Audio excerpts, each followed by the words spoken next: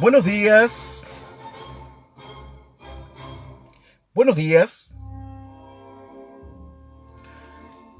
buenos días. Iniciando la clase del día de hoy. Miren la música con la que los espero al llegar a su salón virtual. ¿Cómo estás, querida Antonia? Luis García, buenos días. Miren la música con la que los espero.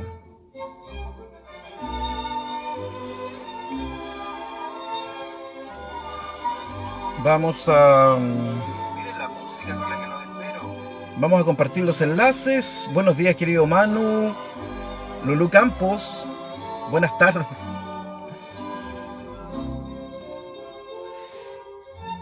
Miren qué lindo. Vamos a compartir el enlace inmediatamente. Buenos días. Aquí el enlace de la clase de hoy.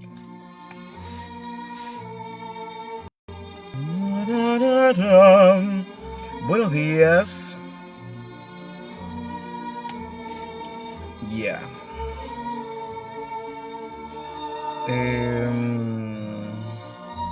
Alcanzan, son las 9:01, ¿ah?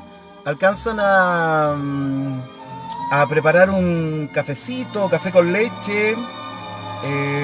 Así que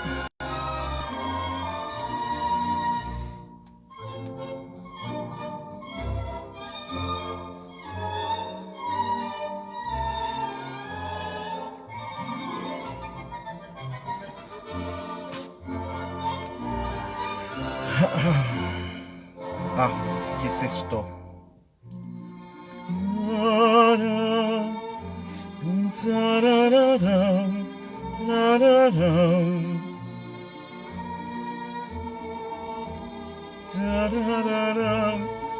Nueve dos, en 3 minutos iniciamos. Póngase cómodo mientras tanto.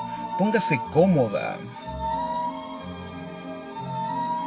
Em, tararara.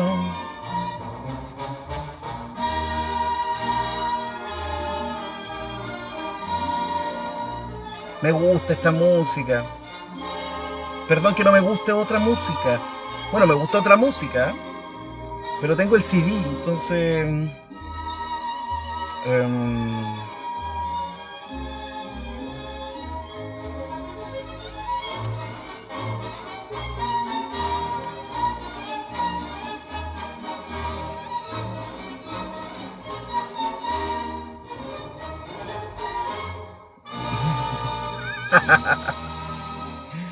ya, bueno, quedan 2 minutos todavía. Quedan 2 minutos todavía para iniciar.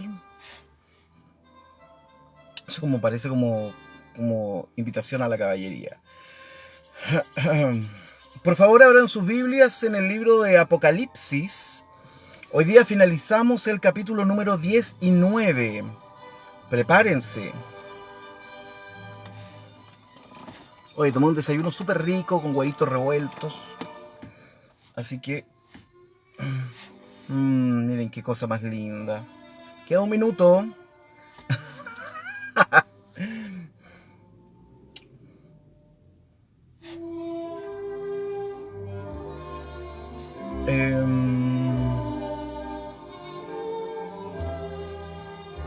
No voy a decir nada respecto a lo que están poniendo en el chat. Nada, nada. No caeré en su juego hoy día.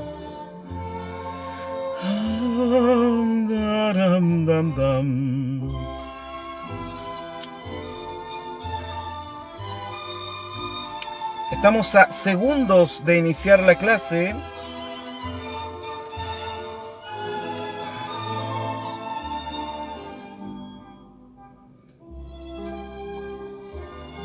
Estamos a segundos de iniciar nuestra clase hoy día.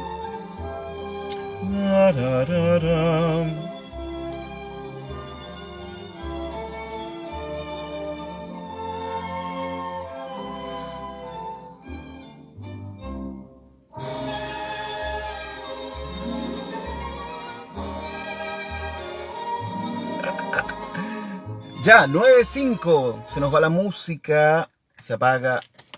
Y se apaga el Romano móvil también. ¿Quién llegó? Que son desordenados.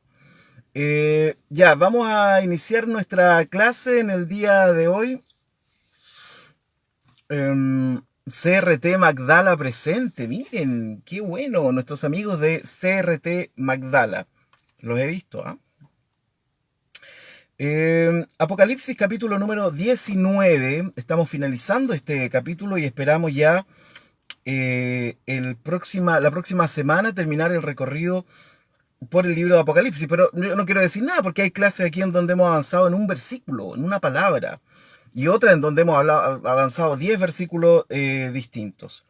Ojo que mañana vienen los famosos 1000 años, el famoso milenio en donde se separan cristianos amileniaristas, premileniaristas, postmileniaristas, etcétera. Que les encanta esa cosa, ¿no? Entonces, pero eso vamos a hablar ya mañana acerca de esto. Ahora estamos en el capítulo 19 del libro de Apocalipsis. Hemos hablado harto de la apocalíptica de los tiempos del Nuevo Testamento, ¿no? De los libros de los Apocalipsis, ¿cierto? Los dos oficiales que hay en la Biblia, el libro de Daniel y el libro de Apocalipsis, ¿no? Revelaciones o revelación, ¿cierto? Que corresponde al Nuevo Testamento. Y hemos dicho un montón de cosas acerca de esta literatura apocalíptica, ¿no? Por supuesto, esto desde un análisis histórico crítico, si uno quisiera ponerle un nombre, que siempre suena además bastante rimbombante, ¿no? ¿Cómo estás, querido Gerson? Entonces, desde el análisis histórico crítico, nosotros nos acercamos a estos textos para ir viendo qué cosas nos dicen. ¿Nos dicen algo distinto de lo que hemos escuchado?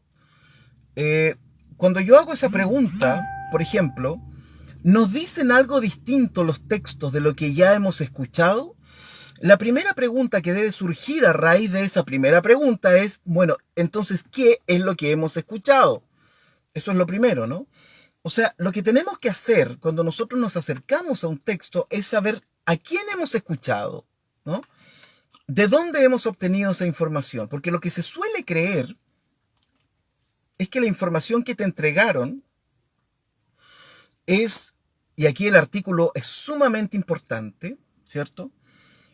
Lo que tú debes saber si lo que te enseñaron es la información o una información. O sea, hay una tremenda diferencia entre el artículo definido y el artículo indefinido en cuestiones de este tipo, ¿no?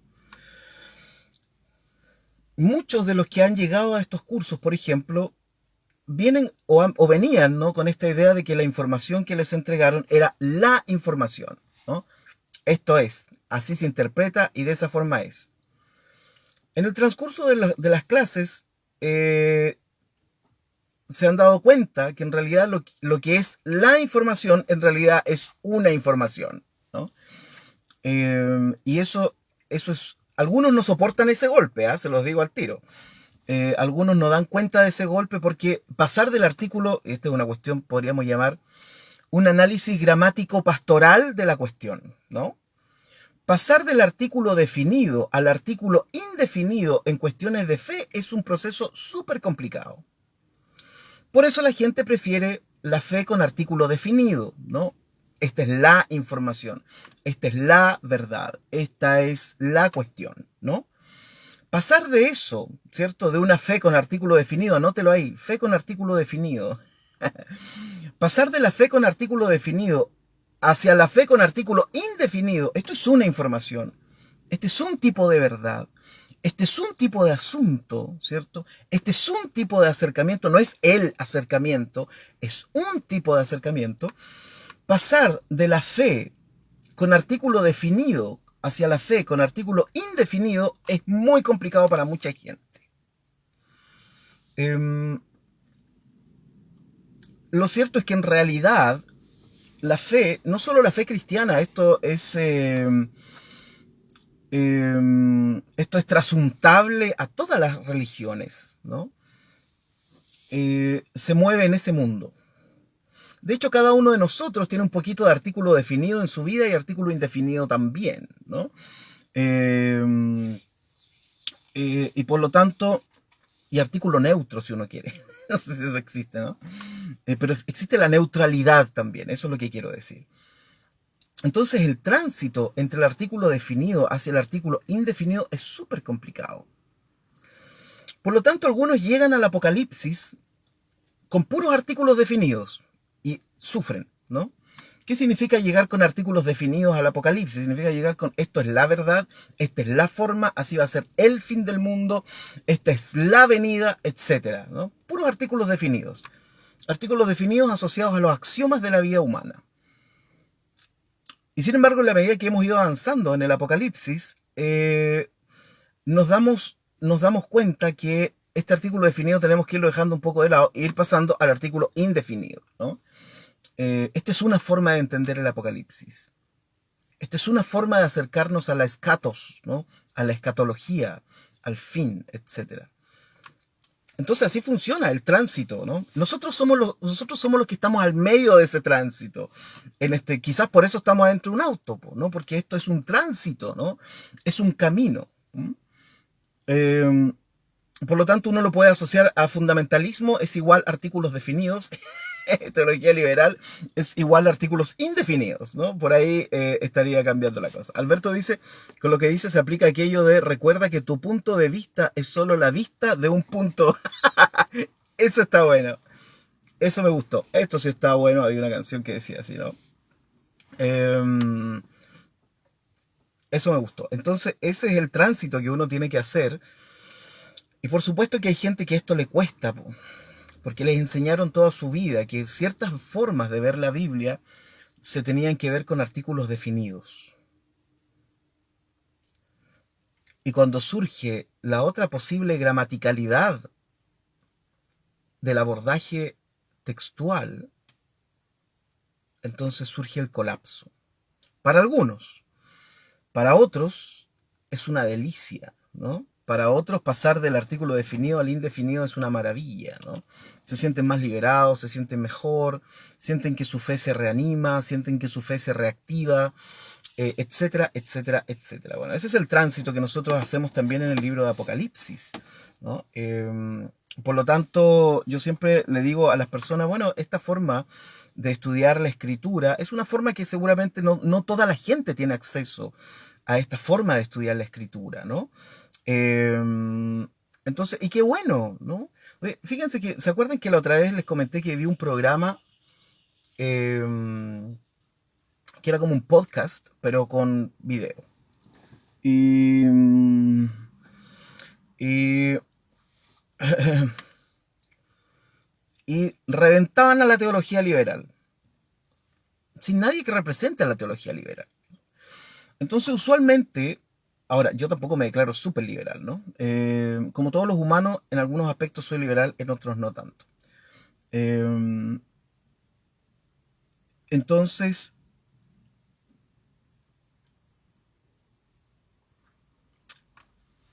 acercarnos al texto desde el análisis que hacemos en este lugar me parece que enriquece, y no porque lo haga yo, me parece que enriquece el mosaico hermenéutico al cual uno siempre está sometido. Y hay un montón de personas que están caminando en esa dirección, ¿no? Y lo encuentro muy bien, porque creo que debe ser así. Esa es una de las ventajas de las redes sociales, ¿no? Bueno, alabanzas en el cielo, eso ya lo leímos, acerca de la caída de la Gran Babilonia.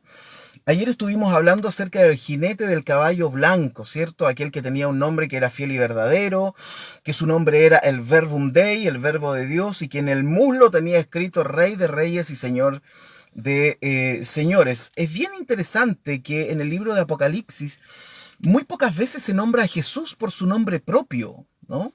No aparece tanto, aparecen otros títulos asociados a Jesús, y por lo tanto lo que vemos ahí, por supuesto, es un tránsito onomástico, ¿no? Un tránsito del onoma, del nombre, ¿cierto? Porque una cosa es que Jesús sea conocido como Jesús, ¿cierto? Yeshua Bar Yosef, Jesús el hijo de José, el predicador, ¿cierto? Que iba de pueblito en pueblito, ¿no? Haciendo milagros, sanando, mostrando, enseñando.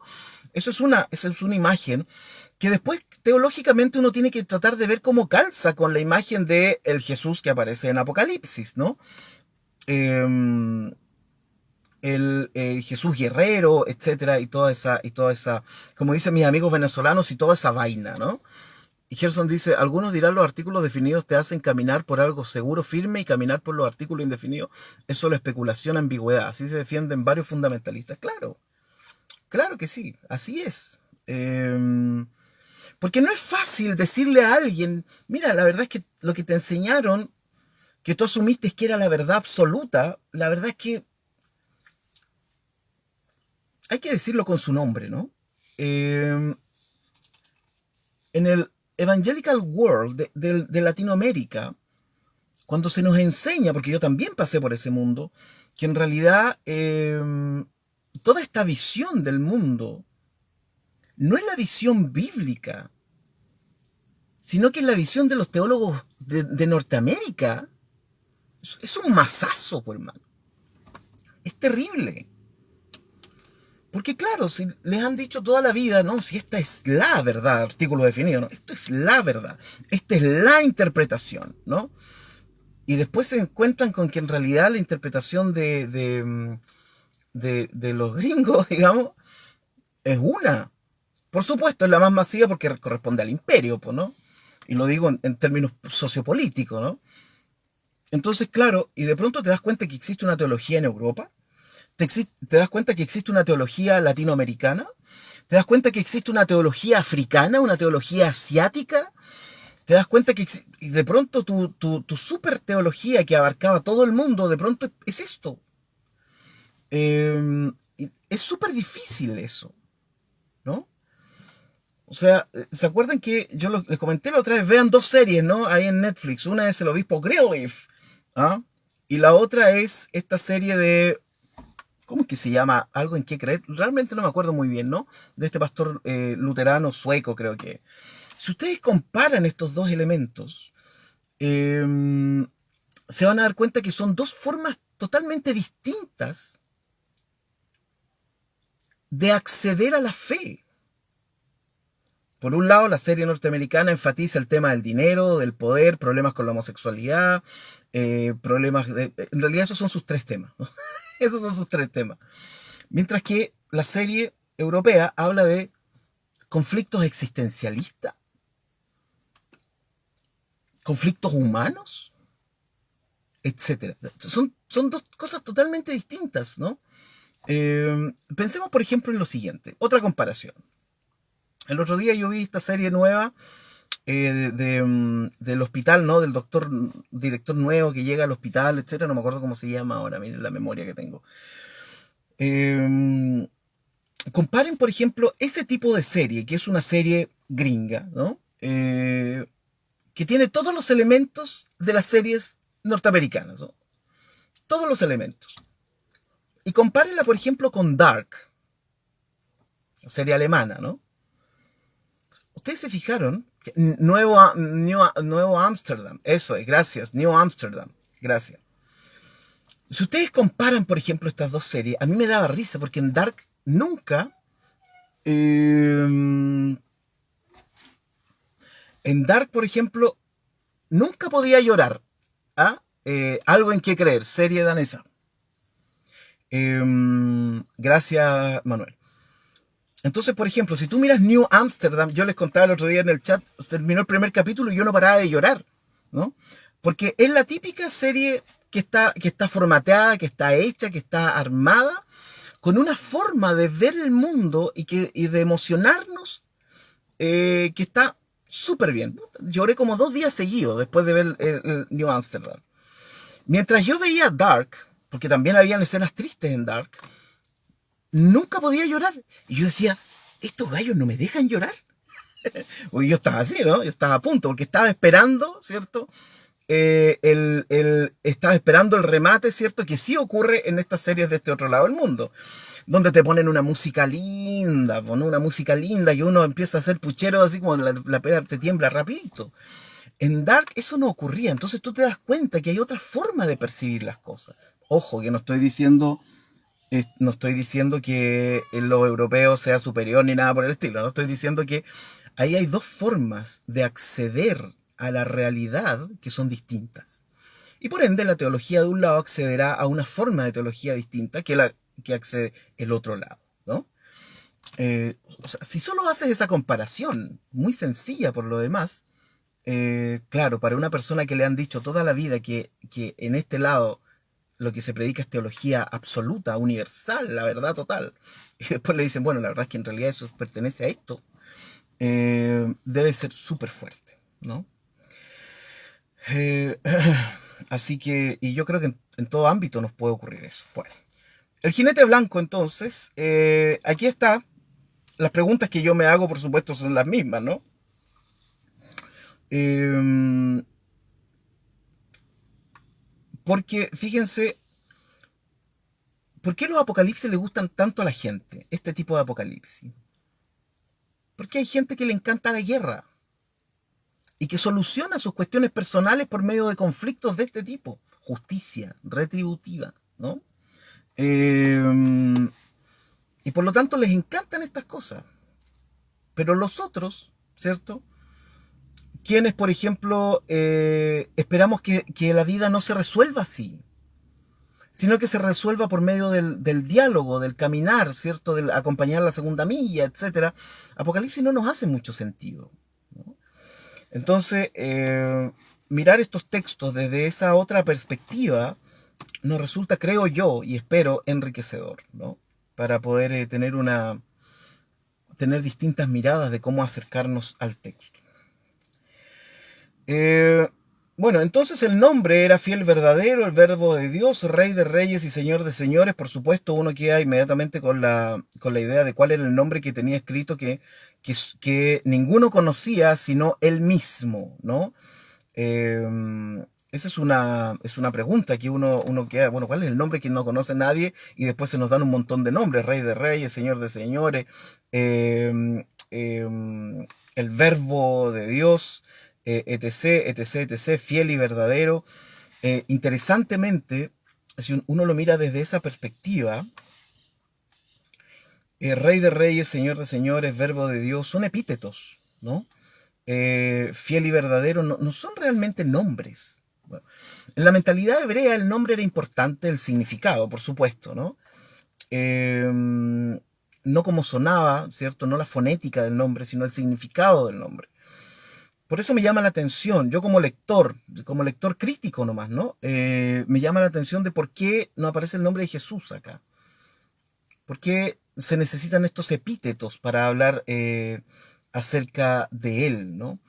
Quizás Juan se daba cuenta de que hablar de Jesús, que el Jesús de los evangelios, el Jesús que le cocinaba pescado a la parrilla a sus amigos después de resucitar, el Jesús que iba a comer a la casa de los publicanos, el Jesús que lo pasaba bien, creo yo, ¿no? Como que no junta mucho con este otro Jesús que se necesita que venga, ¿cierto? A implantar hacia el final de la vida, al final del mundo, ¿cierto?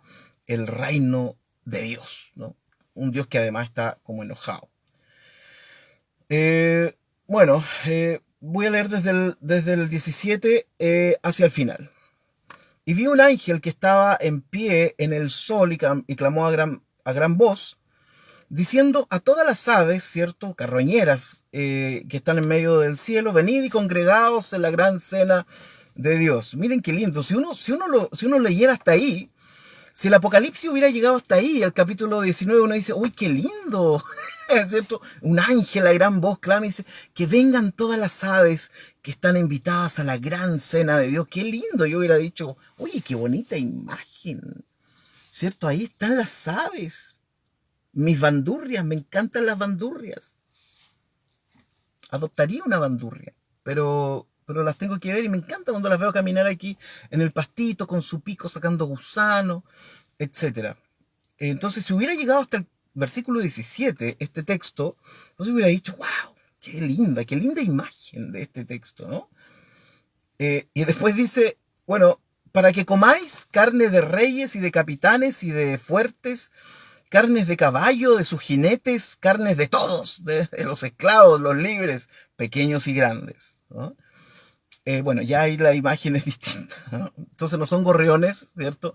No son picaflores, no son bandurrias, sino que en realidad la gran cena de Dios es eso, ¿no? Aves, aves que vengan a comer los cuerpos de todas estas personas, gente y todo lo demás, y animales también. Y vi a la bestia, a los reyes de la tierra y a sus ejércitos reunidos para guerrear. eh, Voy a leer el comentario de Danilo. Voy a leer el comentario de Danilo. Ese sí lo voy a leer. Claro, invitación a que vengan a comer cadáveres, ¿cierto? Festín de cuervos, Game of Thrones. Está muy bien, Danilo. ¿Ah? Eh, y vi a la bestia entonces, a los reyes de la tierra y a sus ejércitos reunidos para guerrear contra el que montaba el caballo y contra su ejército. Bueno, esta es la gran batalla final, ¿no? Que en cierta escatología, ¿cierto? Siempre se está esperando, ¿no? La gran batalla final, ¿no? La batalla de los buenos contra los malos, etcétera. Siempre se está esperando eso. El otro día, Alfonso me hacía una pregunta súper interesante. Me decía, pero ¿por qué no hablamos de los que guerrean contra Dios? Me parece que este es el punto, ¿no? Este es el punto. ¿Por qué van a guerrear contra Dios? ¿No? ¿Por qué? ¿Cuál es la razón de que alguien guerree contra Dios? ¿Quién? Por ejemplo, si tuviéramos que pensar hoy día en alguien, ¿quién guerrea contra Dios? ¿No? Por supuesto, un grupo va a pensar en cuestiones morales. Ah, no, los que aprobaron el matrimonio, no sé, la unión civil de la misma, ya, ellos están guerreando contra Dios. Y ahí tienen una idea, por ejemplo, ¿no? De gente que podría decir, pero en serio, ¿quiénes son los que guerrean hoy día contra Dios? ¿Qué significaría guerrear contra Dios?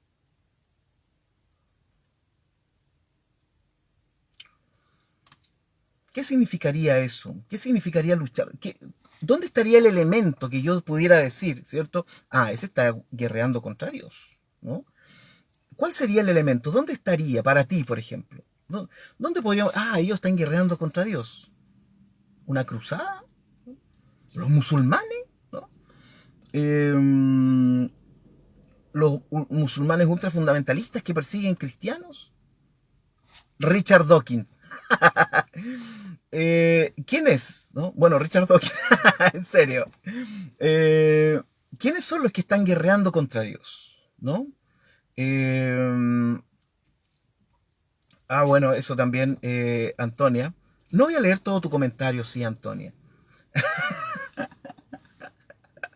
Sí lo voy a leer, querida Antonia. Profe, yo escuché que yo guerreo con Dios cuando obtiene una bendición o lo que esperaba. Bueno, una forma también, ¿no? Alguien podría decir, es que cuando luchan contra la iglesia, ¿no? Por ejemplo, cuando se acuerdan esta carta que estuvo corriendo por todos lados, ¿no? Esta carta de la hija de Billy Graham en Estados Unidos, cuando ella dijo, es que sacaron a Dios del colegio, sacaron a Dios del Senado, o del gobierno, del Capitolio, entonces por eso vienen las calamidades y todo, porque de alguna manera se está diciendo, están luchando contra Dios, ¿no? Pero tenemos que separar las cuestiones, ¿no? Una cosa, oye, están colocando cuestiones súper interesantes. Eh, una cosa yo tengo que definir, ¿cierto? Si lo que yo estoy presenciando es una guerra, entre comillas, ¿cierto? Contra un dogma, contra una forma de pensamiento, y por lo tanto nos tenemos que preguntar si Dios es eso, ¿no?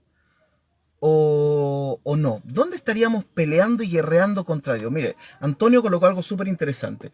Bajo el concepto de Spinoza, Dios está en todo. Guerrear contra Dios sería orar mal contra cualquier ser viviente. Por lo tanto, incluye a los animales. Miren, acá hay otro ejemplo, cuando queman las iglesias. Por eso, nosotros tenemos que, fíjense que esto es súper interesante porque tenemos que definir primero cuál es el objeto del guerreo. Y eso significa que cada uno de nosotros tiene que pensar quién es Dios para yo poder decir que alguien está guerreando contra Dios, ¿cierto? Y eso no es tan sencillo. Por supuesto que una respuesta sencilla puede surgir. pero no, que hayan respuestas fáciles no significa que la cuestión en sí sea fácil, ¿no? Eh, entonces, para poder entender, ¿yo cómo respondería a esto? Bueno, yo respondería que guerrear contra Dios, de alguna manera, sería guerrear contra el Evangelio. Yo respondería así, ¿no? Guerrear contra Dios, ¿cierto? Significaría guerrear contra las enseñanzas del Evangelio.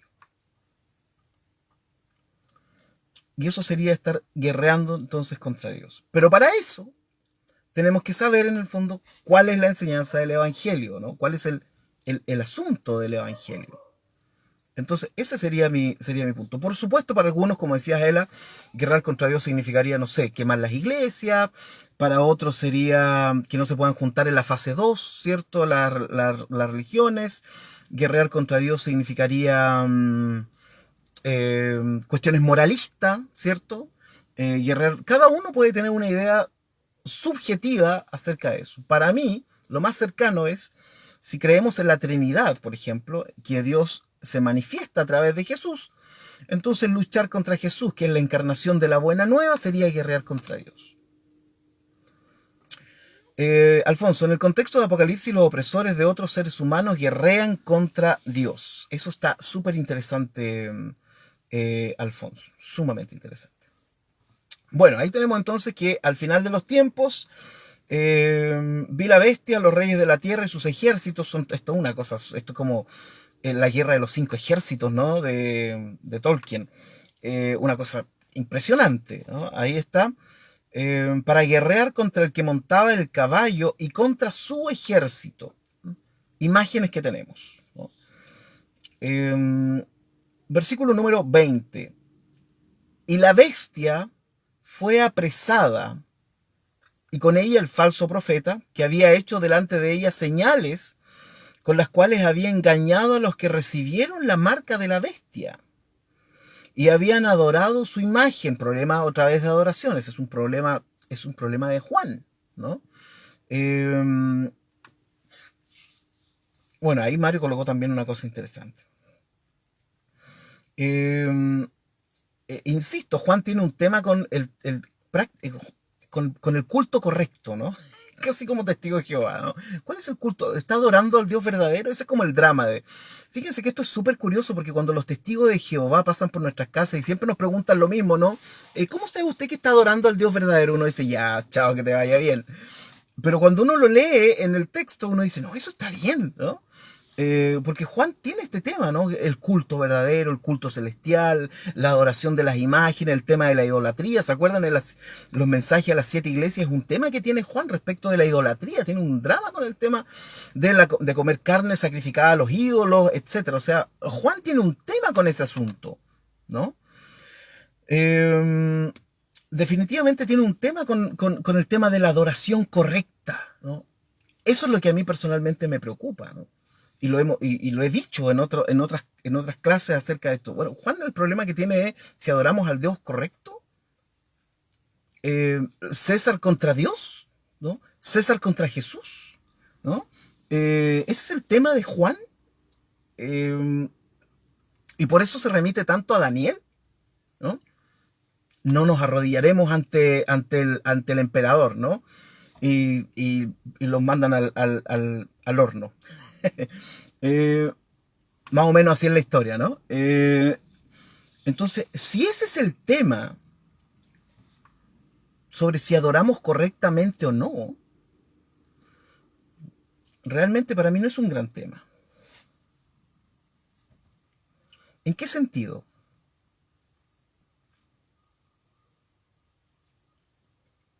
Cuando pensamos en un montón de culturas que existen hoy día, que la verdad es que no sé si le cantan a los árboles, a los ríos, a las montañas, etcétera. Uno podría decir que eso está mal, porque no están adorando al Dios correcto. O podríamos eventualmente ver que ellos entienden la magnitud de la sabiduría y del amor de Dios con otro lenguaje, con otra forma? Esa es la base del diálogo interreligioso, ¿no? Eh, y eso me parece que es súper importante. Si no, yo tendría que ir a colonizar al otro, ¿no? Y decir, no, sabes que todo lo que hiciste está mal. Tienes que adorar al Dios correcto, ¿no? Tienes que adorar al Dios verdadero. Si nuestro tema como reino de Dios es que la gente adore al Dios correcto, la verdad es que me hago testigo de Jehová, pues es lo mismo, ¿no? Para mí ese no es el centro del asunto, ¿no? Ese no es el centro del asunto. Volvemos una vez al centro del asunto, ¿cierto? El centro del asunto es el Evangelio, ¿no? Ese es el centro del asunto. Jesús se encontró con un montón de gente que no era judía y no les dijo, ya, ahora tienes que convertirte al judaísmo porque estáis adorando al Dios equivocado. Pues a la mujer sirofenicia, no, tienes que venir a adorar al Dios correcto, estáis mal, ¿no? Al centurión romano, ¿sabéis qué? La embarraste, no, estáis súper mal. O sea, lo primero que tienes que hacer es adorar al Dios correcto, así que deja de ser romano y conviértase al judaísmo, ¿no? O a cualquier otro, ¿cierto? La mujer samaritana, ¿no? No, sabes que estás adorando al Dios incorrecto, te equivocaste. Tampoco, ¿no? No ocurre eso, ¿no? Si tu cristianismo se refiere a adorar al Dios correcto, entonces estás en una religión. Y está bien, es tu religión, ¿no? Eh, pero la fe de Jesús no es una religión.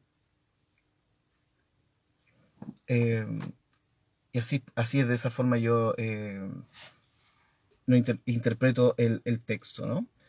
¿Qué han colocado aquí?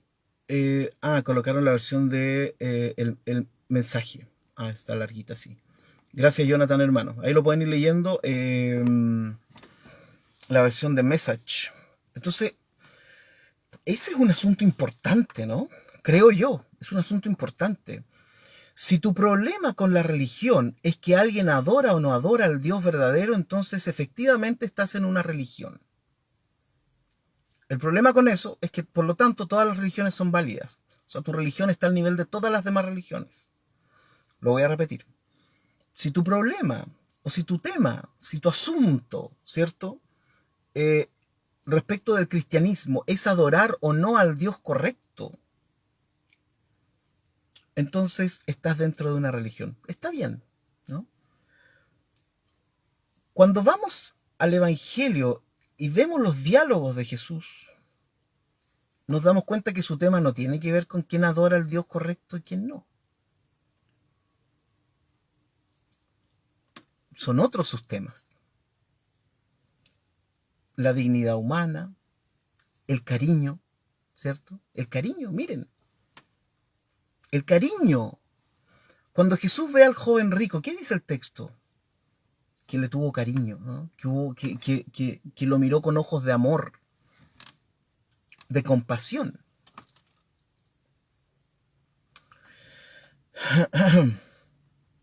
Entonces, cuando uno ve el Evangelio, uno no ve este drama de quién adora al Dios correcto. Las equivocaciones de los fariseos no tienen que ver con eso. Tienen que ver con cómo interpretaban la ley, la halajá, así se llamaba. Entonces ahí uno tiene dos caminos. Miren, yo no soy dualista, pero igual quiero decirlo dualísticamente, ¿no? Dualísticamente, entonces, es, si tu tema con la religión es quién tiene la verdad razonable y quién adora al Dios correcto, estás en una religión. Si tu tema tiene que ver con la compasión, tiene que ver con la liberación del subyugado, ¿no?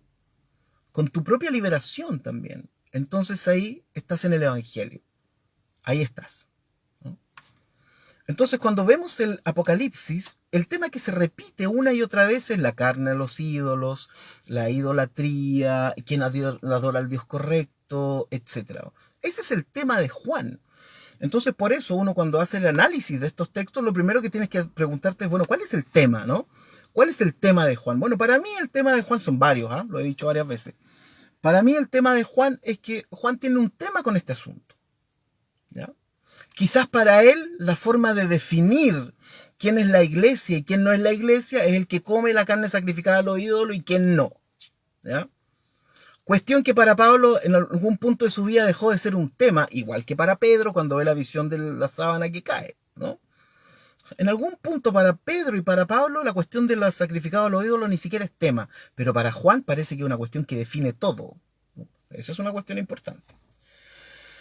Bueno, y la bestia entonces fue apresada y con ella el falso profeta que había hecho delante de ella las señales con las cuales había engañado a los que recibieron la marca de la bestia. Esto es curioso, ¿no? Porque si ya habían recibido la marca de la bestia, entonces ¿para qué eran engañados, no? Si ya la recibieron, no se la podían sacar después, ¿no? Esa es una cosa interesante. Y habían adorado su imagen, ¿ah? Adorado su imagen. Estos dos fueron lanzados vivos dentro de un lago de fuego que arde con azufre. Último versículo. Y los demás fueron muertos con la espada que salía de la boca del que montaba a caballo, y todas las aves se saciaron de las carnes de ellos. ¿Ya? Ojo, que aquel que está montado en el caballo blanco no toma la espada con la mano. Es una espada que sale de su boca, ¿ya? Entonces pensemos esto en términos metafóricos. Como yo les decía, el Apocalipsis es súper complicado porque uno no sabe dónde termina el límite de lo metafórico y dónde parte el límite de lo analógico y dónde parte el límite de lo histórico. Porque lo histórico, analógico y metafórico están metidos como si fuera una ensalada rusa. ¿Les gusta la ensalada rusa? A mí me encanta la ensalada rusa. Y por eso el Apocalipsis es difícil. Uno dice, bueno, ¿qué parte? Lo bueno es que algunas partes de Apocalipsis, como lo hemos ido viendo, algunas partes del Apocalipsis se autointerpretan, ¿cierto? Y dicen, no, es que esto significa, la mujer sentada sobre los montes es, ¿cierto?, la gran ciudad, etc. Ah, qué bueno, uno descansa, ¿no? El candelero, no sé cómo, de 7 brazos son las 7 iglesias. Ah, qué bueno, ya uno descansa, ese por fin el libro por último se interpreta en alguna parte. Se autointerpreta, ¿no? Y eso está bien. Ahora, como hemos dicho en otras ocasiones, lo interesante es que quien interpreta son los seres celestiales, ¿no? Entonces, eso es súper interesante. Pero hay otras partes en donde analogía, metáfora, historia están súper mezclados, ¿no? Y uno tiene que como los antiguos llamaban, esto es súper rimbombante, ¿ah? Pero el otro día se los comentaba acerca de la hipótesis documentaria Graf-Belhausen, ¿no? En donde lo que se tenía que hacer era separar en un párrafo bíblico qué parte la escribió la escuela sacerdotal, qué parte la escribió la escuela yavista, qué parte la escribió la escuela eloísta. Había que hacer un trabajo de disección del texto para saber qué parte escribió tal. Con Apocalipsis pasa lo mismo. ¿Cuándo empieza la historia? ¿Cuándo empieza la analogía? ¿Cuándo empieza la metáfora? ¿No?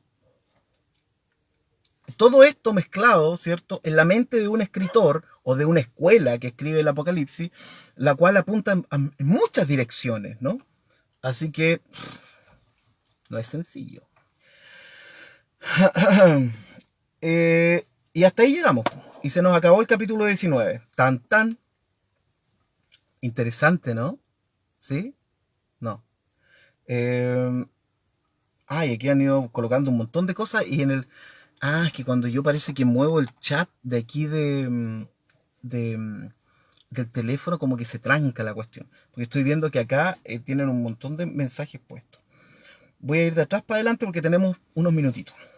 Gerson dice, profe, entiendo su postura de que Dios se... No, no es mi postura, es la postura. Artículo definido. Profe, entiendo su postura de que Dios se manifiesta en varias formas, pero ¿qué pasa con expresiones en la Biblia? El que no tiene a Cristo está condenado, yo soy el camino, la verdad y la vida. ¿Cómo solucionamos esto? No lo solucionamos, lo contemplamos. Hay cuestiones que no tenemos que solucionar en la Biblia, están ahí, ¿no? Por ejemplo, ¿cómo solucionamos la Trinidad? No tenemos cómo, pero la podemos contemplar. Por ejemplo, a la Trinidad nos va muy bien si nos acercamos, por ejemplo, desde una perspectiva devocional. Si hablamos del amor, si hablamos de las relaciones interpersonales, si hablamos del misterio, o sea, nos va muy bien. Pero si intentamos solucionar la cuestión de la Trinidad, no tenemos ninguna posibilidad. Entonces, estos textos están ahí porque están. Y yo estos textos los miro. De hecho, cuando hablamos del famoso texto, algún día vamos a hacer un estudio en serio sobre yo soy el camino, la verdad y la vida y su relación con esos mismos vocablos en la lengua aramea, ¿no? O hebrea. Y se van a dar cuenta de que la cosa no es tan... Imagínense eh, eh, cuántas veces hemos hablado de que en el Nuevo Testamento la verdad no es un conocimiento. En el Antiguo Testamento el conocimiento no es un saber, es una experiencia. Todo esto lo aprendemos de la filología de las lenguas originales. Y sin embargo, hasta el día de hoy, seguimos pensando que cuando Jesús dice que es la verdad, ¿cierto? Es un conocimiento, ¿no? Yo creo que esos textos no se solucionan, hermano. Sino que hay textos que son textos que para mí son contemplativos, ¿no? Ahí están. Los miro, los veo, busco ver qué es lo que me provocan, en qué parte del cuerpo me provocan algo, ¿cierto? En la guata, en el pecho, y los miro nomás, no los soluciono. Entonces, ¿se acuerdan que alguna vez cuando estudiamos Romanos, yo les hablaba de los Jukim? Bueno, los Jukim son textos escritos en el Antiguo Testamento que nadie sabe para qué están ahí. Y están ahí nomás. Y son parte de, en algún momento le irán a hacer sentido a alguien, me irán a hacer sentido a mí, etcétera, ¿no? Pero están simplemente ahí. En Noah dice que no habla de superioridad, es más como fidelidad o develar algo, sí. Lindo libro ese, ¿no? No solucionamos, lo contemplamos. Por eso estamos aquí. ¡Oh, Danilo! Un aplauso para ti, Danilo. La mejor frase del día. Me refiero a la parte donde dice por eso estamos aquí. ¿Eh? Así que súper bien. Déjenme ver si han colocado más cositas. Excepto cuando Jesús dice que el mayor mandamiento es el Shema Israel, ¿no? Texto contemplativo. Así los voy a solucionar todo. Todos los que no estén de acuerdo conmigo, texto contemplativo. Ya, vamos al final. Hay que considerar que el Evangelio de Juan es semi-gnóstico. De hecho, era usado por los valentinianos. Para con eso, Alfonso. Para con eso.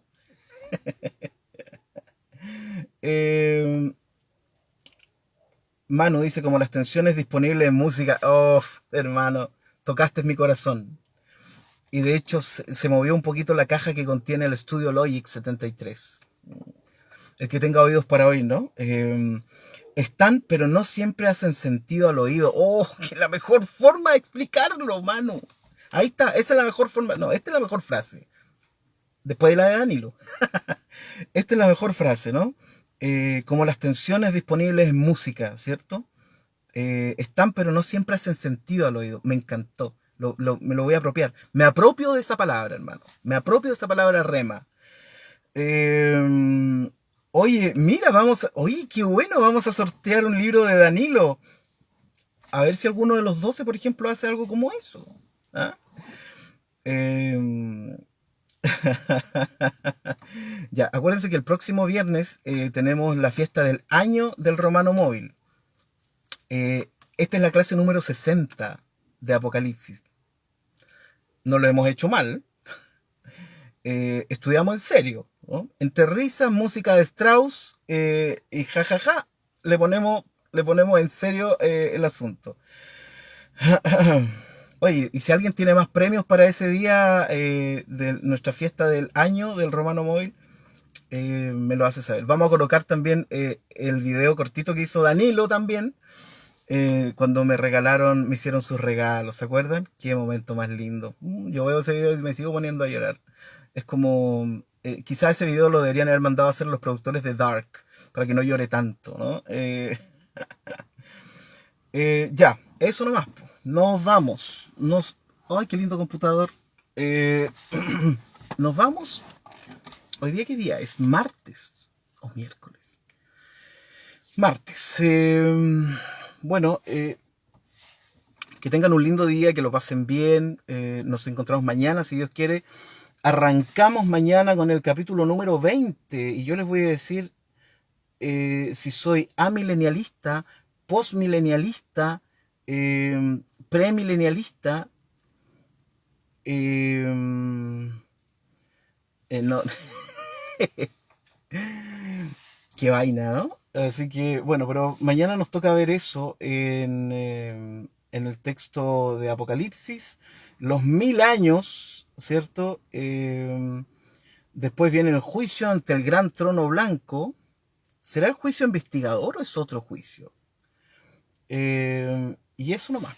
Así que tenemos, y nos quedan 3 capítulos para terminar Apocalipsis. Solo 3 capítulos. 20, 21 y 22. Y se nos acaba. Eh, La Yossi.